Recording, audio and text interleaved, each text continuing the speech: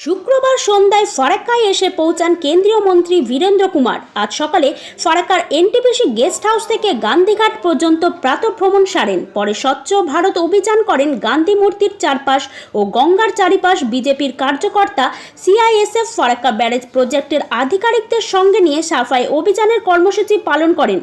গঙ্গা পুজো ও মন্দিরে পুজো দিয়ে গান্ধী মূর্তিতে মাল্যদানের পাশাপাশি গঙ্গায় আপস্ট্রিম পরিদর্শন করেন। পরিদর্শনের পর সাংবাদিকদের মুখোমুখি হয়ে জানান, দেশের প্রধানমন্ত্রী নরেন্দ্র মোদী যে সমস্ত প্রকল্প ঘোষণা করেছেন সেই সমস্তই প্রকল্প সমস্ত রাজ্যে লাগু হয়েছে, কিন্তু পশ্চিমবাংলায় এখনো পর্যন্ত প্রধানমন্ত্রীর অনেক প্রকল্প থেকে মানুষকে বঞ্চিত রেখেছেন এই রাজ্য সরকার।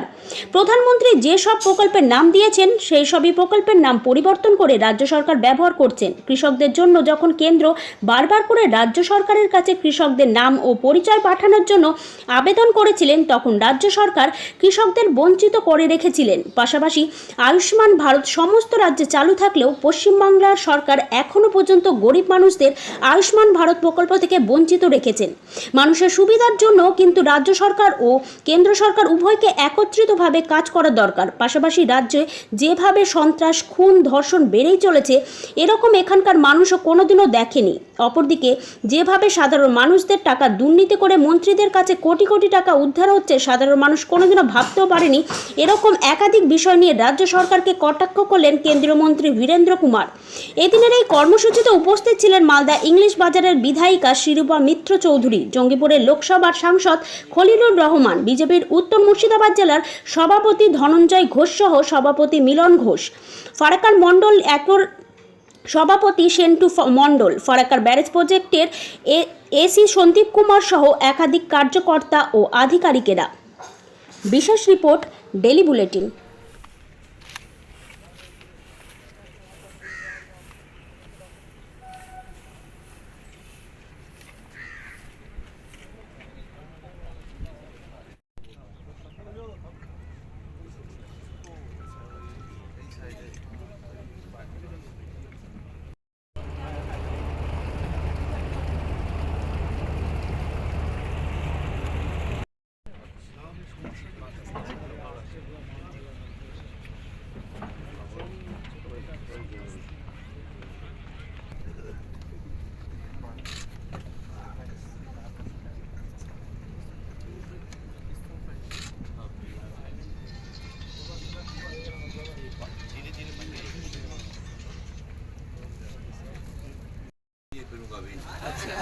ठीक है, वही कर। तो आप दिल्ली आते हैं, मैं अभी चिंता कोई बात नहीं, ठीक है, नहीं आती है ना।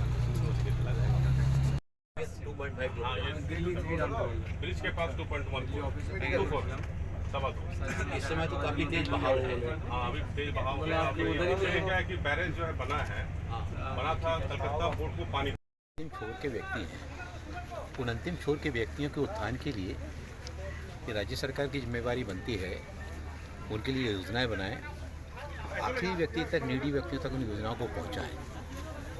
एक और बंगाल सरकार खुद इस तरह की योजनाओं को बना नहीं पा रही है, दूसरी ओर देश के प्रधानमंत्री आदरणीय नरेंद्र मोदी जी के द्वारा जो योजनाएं बनाई गई हैं, जो बाकी देश के राज्यों में लागू हो रही हैं, उनको यहाँ पर लागू नहीं किया जा रहा है। और कुछ योजनाएं अगर लागू की जा रही हैं तो उनका नाम बदला जा रहा है। अब किसान सम्मान निधि के लिए पूरे देश में किसानों को सम्मान निधि मिलना प्रारंभ हो गया था। राज्य सरकार से बार बार आग्रह किया जा रहा था कि आप अपने क्षेत्र के किसानों की सूची भेजिए, उनके अकाउंट नंबर भेजिए, नहीं भेजा तो देश भर के राज्य के किसानों को उसका लाभ मिला। अब जाकर फिर इन्होंने अभी जाकर भेजना शुरू किया तो अब उनको डलना शुरू हो गया।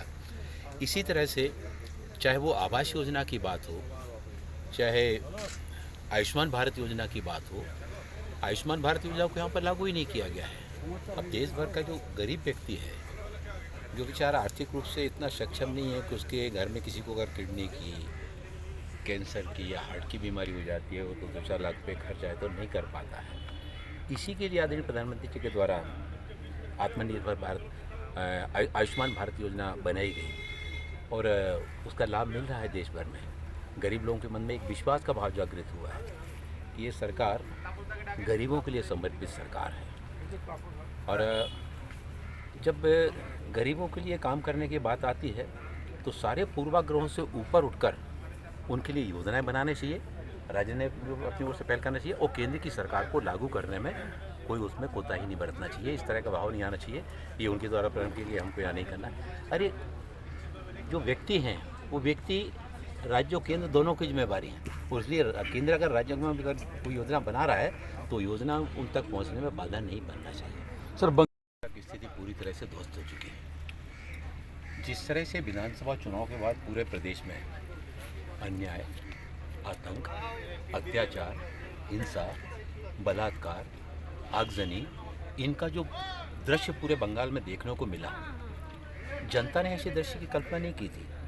दूसरी ओर जिस तरह से बड़े बड़े घोटालों में सत्ता पक्ष के नेता संलग्न पाए जा रहे हैं, करोड़ों रुपए की बरामदी हो रही है, यही सामाजिक न्याय है क्या? जो पैसा गरीब की मकान बनाने में, उसके गरीब के इलाज बनाने में, गरीब के बच्चे की शिक्षा में लगना चाहिए, गरीब के घर तक उसके गांव के रास्ते में सड़क बनाने में लगना चाहिए, वो पैसा सत्ता पक्ष के अगर इस तरह से जिम्मेदार लोगों के पास पाया जाएगा तो आम आदमी के साथ न्याय कैसे होगा? गरीब आदमी को न्याय कैसे मिलेगा? ये बहुत बंगाल नहीं पूरे देश भर में इसको लेकर और काफ़ी चिंता व्यक्त की जा रही है। मैं परसों से आया हूँ और परसों से आया मैं जिस तरह से लोगों को देख रहा हूँ, यहाँ पर अंतिम पंक्ति के अंतिम छोर का जो व्यक्ति है, उस व्यक्ति के लिए बंगाल में बहुत कुछ करने की आवश्यकता है। केंद्र सरकार इसमें पहल कर रही है, केंद्र सरकार की योजनाओं का भी लाभ लेना चाहिए।